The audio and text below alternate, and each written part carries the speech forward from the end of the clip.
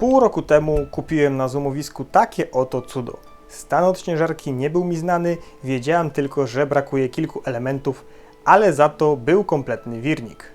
Tylko dlatego to kupiłem, bo może kiedyś się przyda.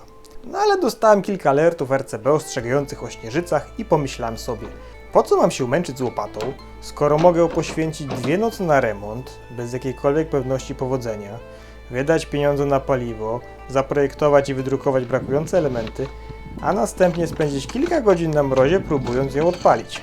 Nikt przy zdrowych zmysłach by tego nie zrobił, tak więc zabieram się do pracy.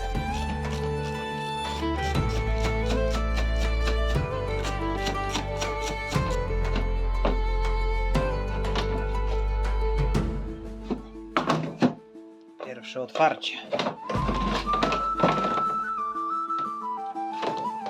Sam nie wiem, co tam będzie w środku. Pod plastikową osłoną mamy dwusuwowy silnik Brixa z urwanym szarpakiem. Jednak wyrzucenie maszyny na złom z powodu linki za kilka złotych jest mało prawdopodobne. Niepokoiła mnie również budowa gaźnika. Brak jakiegokolwiek filtra powietrza, średnio to widzę. Zdemontowałem pasek i niestety miałem rację. Silnik blokował się w jednym miejscu i pewnie dlatego poprzedni właściciel urwał szarpak.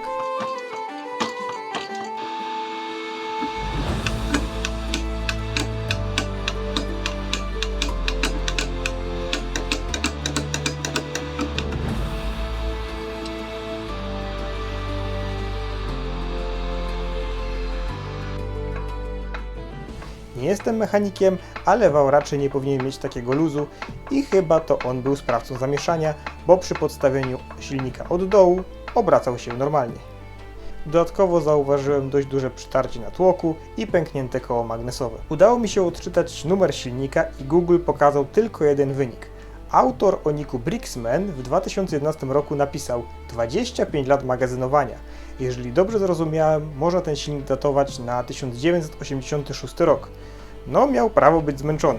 Co ciekawe, niektóre części są nadal dostępne. Początkowo chciałem zdemontować koło zamachowe, jednak próbując je wyszarpać, złamałem ściągacz.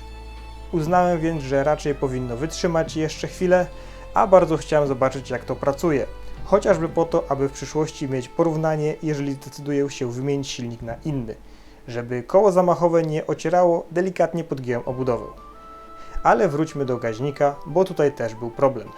Gumowa membrana zintegrowała się na stałe z jedną z części gaźnika, nowa to koszt $55.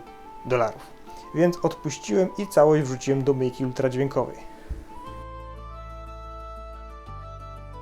Tutaj wstępnie złożony silnik jeszcze bez osłon, odpaliłem go na chwilę, żeby zobaczyć, czy wszystko jest ok, no i nie było.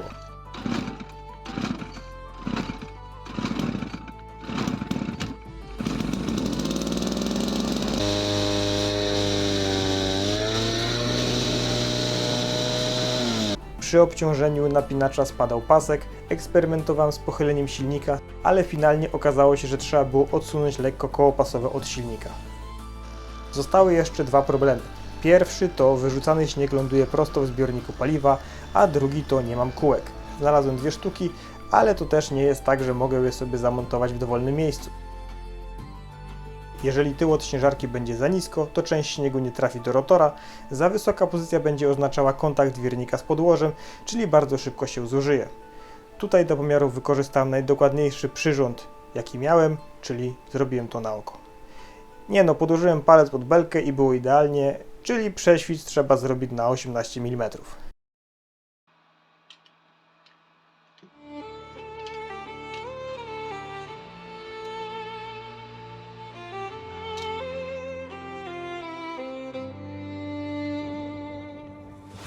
Dorobiłem również korek z zamykaniem, tak aby paliwo za szybko nie wyparowało z baku. Ogólnie to jest bardzo fajny, mały sprzęt. Brak napędu nie jest dużym problemem, większym jest hałas i zużycie paliwa. Dlatego zastanawiam się, czy nie zdemontować silnika i nie spróbować z tego zrobić urządzenia na akumulator.